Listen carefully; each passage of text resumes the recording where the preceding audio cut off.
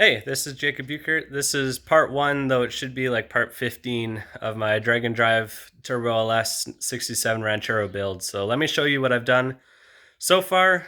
Most of the stuff I'll show you is from 1 week of work, just being home after college, been able to work on it full time. So I'll show you what I've done. Okay, so here's the front tube frame. Like 2 years ago, I lopped the front end off.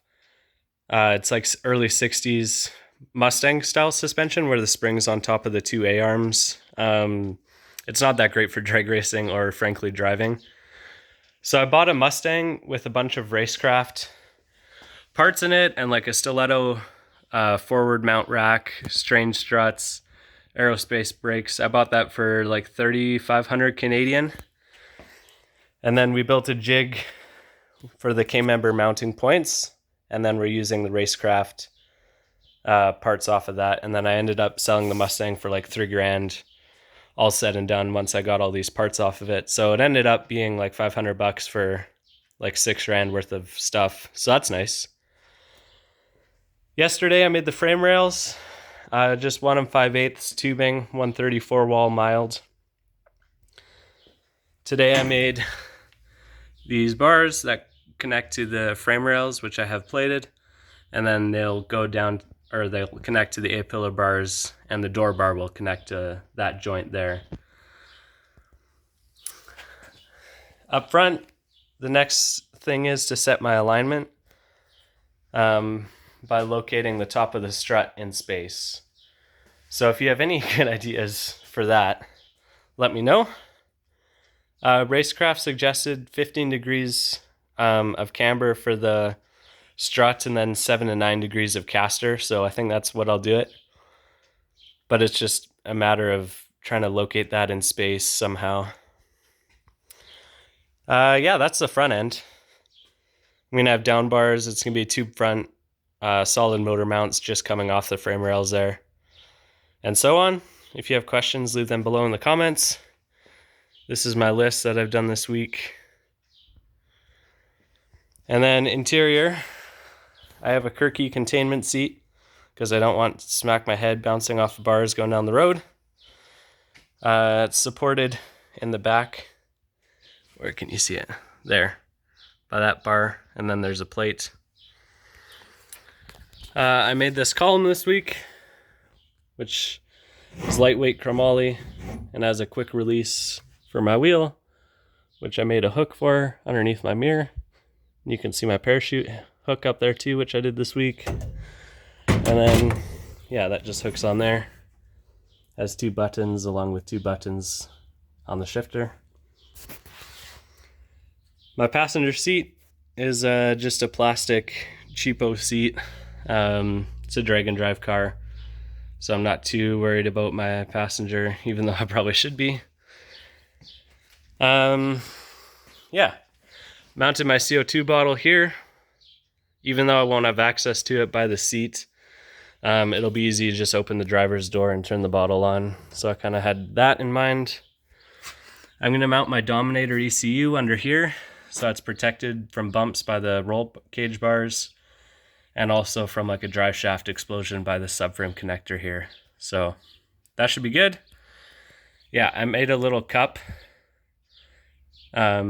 for the CO2 bottle to sit in, and then welded that to the with a little with a little bracket there to keep it away from the bar as well, and just until I think of something better, or hose clamp or something. And then this is my engine here. It's a dual fuel intake with Bosch 210s on my ethanol side, and I'm just going to decap some stock injectors, make them 80-pound for the pump gas side, I think. I added a dash 10 bulkhead and a push lock fitting for my breathers, and that'll run to the back, which I'll show you. And then I made this harness too, made out of Tefsel wire, shrink wrapped, twisted. This is my like Bosch 210 injector harness, and then put it all on DT connectors down here. It's just a stock bottom end, aluminum 5.3, 799 heads. It's like a comp stage 2 turbo cam or something. I know the specs, but I forget what they call it. And then, yeah, it's pretty straightforward engine diaper, because I'll probably go through a couple as I figure out tuning, because I'm tuning it all myself too. And then back here, I've just started making lines for my tanks. So this tank is my ethanol tank. It's a 5-gallon tank. I put all the pumps on their own 2 pins on this DT connector. And then each pump has its own feed into this block, and then it goes to a -10 fitting through the floor of the bed. And then my return is also -10, which goes up to there. This fitting will be a vent. I ended up buying a rollover valve, so I'll just do that. And then to bulkhead around there somewhere too. Yeah, and then on my pump gas tank, it's just a single Walbro 450. So this this car will have 4 Walbro 450s, 3 on the ethanol, 1 on the pump side, and then to a Evil Energy 10 micron filter, and so on. For my ethanol, I just got this oil filter remote mount thing, and that I'm gonna just use as a fuel filter.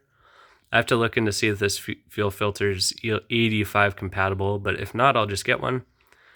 And yeah, -10 on the whole car, on the feed and return on the ethanol side, and then just -6 PTFE on the pump gas side. And then over here, I might. So one, excuse the rust, I'm going to fix that before the car is done too. Sorry, that small can is going to be my transmission catch can, which I'm just going to run to the vent tube on it. And then that bigger one is my engine catch can with the -10 fittings. So yeah, I have my plates back here welded to the frame rails.